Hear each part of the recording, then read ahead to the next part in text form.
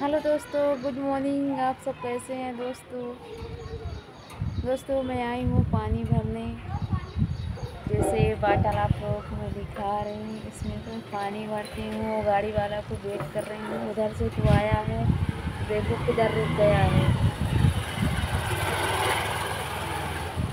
आप लोग कैसे हैं दोस्तों?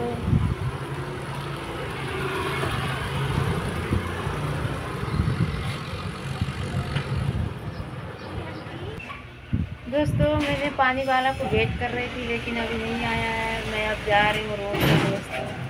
अब जब वो आएगा, हारम बजाता है, वो पानी मीटर ऐसे करके बोलता है दोस्तों। जब मैं सुनूंगा तब मैं फिर बाहर आऊँगी। अभी मैं जा रही हूँ दोस्तों, बाबू को नहलाना है। आज अच्छा धूप किया है। तो आप लोग कैसे हैं दोस्तों? आप लोगों के त्योहार कैसे रही कल की दोस्तों?